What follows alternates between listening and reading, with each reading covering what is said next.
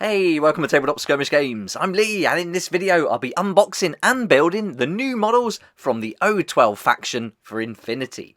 One of the boxes is this new Brigade action pack. We'll also have a look at this event exclusive Bounty Hunter. This is a real cool model, and it's actually included in a bundle you can get with Wayland Games as well. I'm going to put links below to all these. We'll also have a look at the Reinforcements pack, which is a great addition. And these three boxes together make an awesome force to get playing Infinity with. They're all available to pre-order now with those links down below, and they'll be released April the 25th. So not long to go, only a couple of weeks now. But let's get started. We'll get these unboxed and I'll build them up so you can have a real close look at the miniatures. And if you've been following the channel, you know I love Infinity models. Here's some of the ones that I've painted previously, and I use them in all different games. And I just think the quality of these models is excellent. All the ones we're going to look at today are metal, except for one model, which is in a resin. But let's get started with these reinforcements. We'll get them open. They come in this nice case, and you don't get any instructions with these, so you want to be getting a good close look at all the images available on the corvusbelly.com website, and then from there you can piece it together. But they're all packaged up in the little bags, so you know that one bag will belong to one model. And in the Brigade box, as you'll see later on when I unbox it, you'll get two heads in one pack, so don't worry if one of the little baggies is missing a head, it will be in one of the other ones. And out of all these boxes, everything came well organised. There were no mistakes, all the bases were there, all the components for each model, so that was brilliant. And now we've got this one unboxed. What I'll do is I'll unbox all the other things, and then I'll get them built and go through the process of just preparing the metal miniatures and gluing them together as well. So here's this event exclusive Bounty Hunter. This is going to give you one miniature, and it's a real great character. I like this one a lot. It's going to fit in well with the rest of these O2 miniatures. I believe with these Bounty Hunters, they're not tied to any particular faction. I could be wrong on that, but I think this one you can use with other factions if you want to. And again, you can use these models for any other games, any miniature agnostic games. And while we've got this one out, let's zoom in and you can have a look at the quality. So these are really crisp models. The casting's so well done. And yeah, once they're painted up and dry brush, you really can see the details it comes through. But hopefully you can see here with the lighting that these are just excellent. They're some of the best quality metal miniature kits for sure. That's the Bounty Hunter, so now let's move on to the biggest box of the bunch. This is the O-12 Torchlight Brigade action pack. So in this box you're going to get 9 miniatures altogether, 8 in metal and 1 injected thermoplastic. So it's not resin, it's an injected thermoplastic.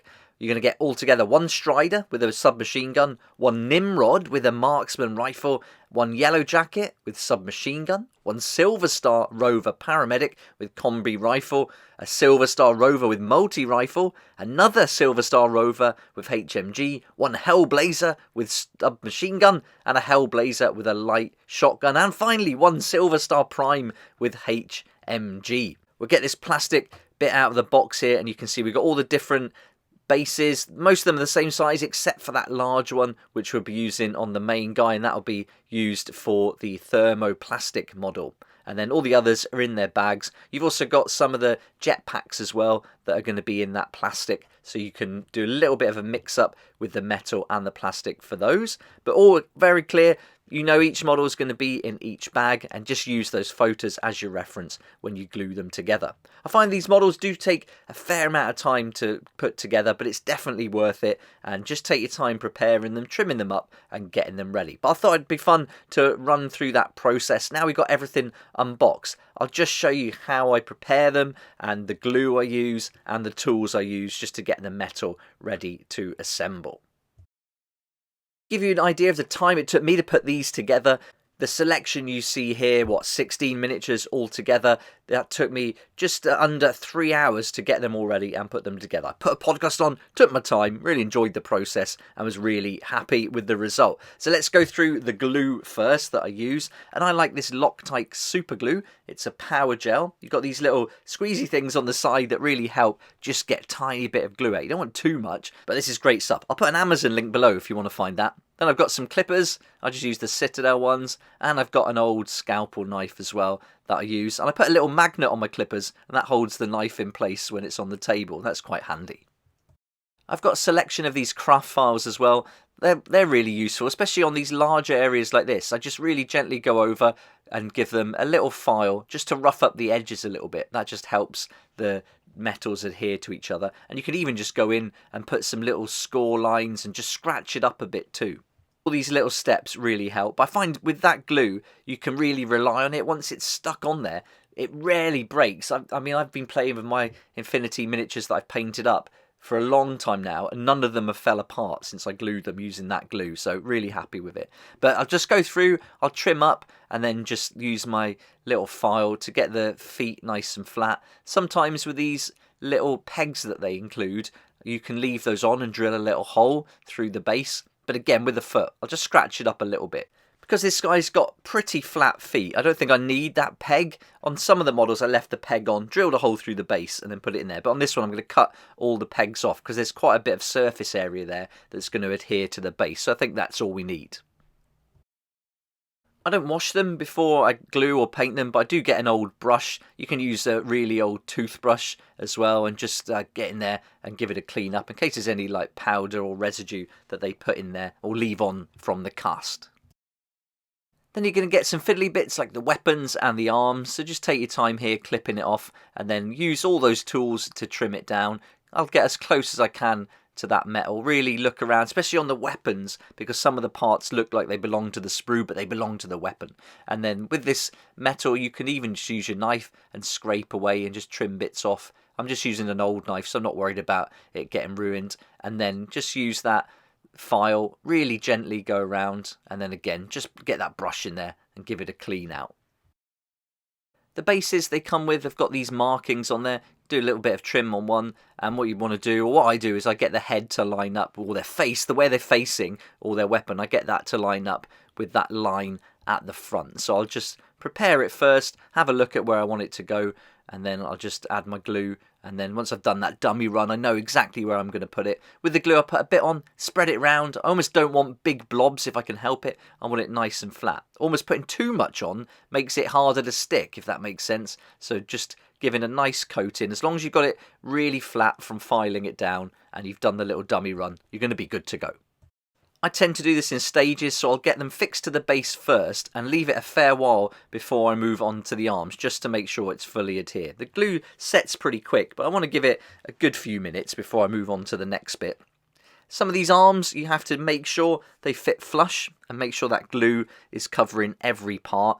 Sometimes I found after I did the larger models that I needed just a tiny dot almost of milliput in there, or you could use green stuff, and I put that in the joints and then I squish it together. You don't see that because I use a tiny amount, but if there's any movement when you line them up, using that green stuff or milliput to fill the gap and then covering it on with glue and then adhering it, it just gives you a really solid bond. But there we go, that's the first arm on, just with glue. None of that green stuff or milliput in there for this one, but some of the bigger ones certainly needed it. And then I'll leave that before I do the next part. So I'll wait a good amount of time, really let it set before I move on. Because nothing worse than getting it in place and then you try and put the other one on too quick and you end up wiggling it and it comes off too early. So yeah, just be careful with that. But here they are, I've got them all built, so it took just under 3 hours, and really happy with these models. The quality is excellent, just as you would expect from these Infinity models. The metal casting is really great, the details, crisp. Once you trim them up, they just look fantastic. And I was really happy with that plastic one as well. I haven't used any of their plastic miniatures before. That glued together so easily. And here you can see the reinforcements all laid out. There's a box of 6 of those, and they complement the Torchlight Brigade action pack really well. They're big chunky warriors, but you've got these reinforcements who look a little bit more nimble, more specialist. And here's that plastic one. It just looks awesome.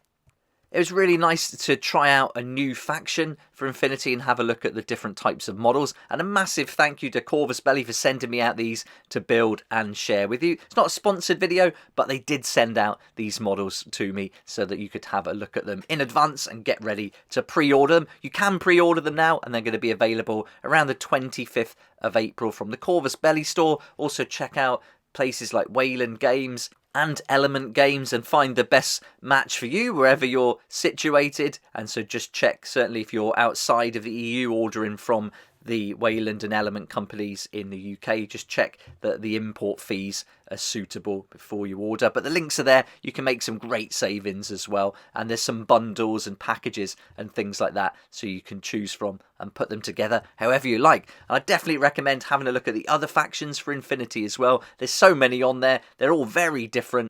In the past, I've really liked Hak Islam, the Nomads, and also the Ariadne models. I think they're fantastic, and some of these are going to look really good mixed in with them. And so if you're into Infinity, you play Code 1, which is a simplified version of the full Infinity rules, then I think these are going to be some great models to try it out with. And this is what the metal models look like when they're painted. And now with these, I only use contrast paints. So I got them all done with the dark grey primer, dry brush them white, and then put contrast over the top. And I just think the details really come through so well. So I'm looking forward to getting these painted up. They're going to look epic on the table. And I hope you've enjoyed this video and it's helped to have a really good close-up look at the miniatures, so you can decide whether or not you'll be adding them to your collection. Let me know what you think in the comments down below. I'd love to hear your thoughts on these models and Infinity game as well. But for now, thanks for watching. If you liked the video, it'd be great if you hit the like button, subscribe for more videos like this one, and I look forward to seeing you here next time on Tabletop Skirmish Games. A massive thank you to my Patreon supporters for helping me keep going with these regular videos, and for your support with my books as well. If you've seen recently on the Patreon page, you would have got that discount code to save some money on the new game Rogue Warriors. So thanks so much for taking advantage of that and for your support since I started the channel just over 3 years ago. And if you're not a Patreon member yet but would like to know how you can support the channel, get some great perks too for all the different games, then the link's down below. It'd be awesome to see you there.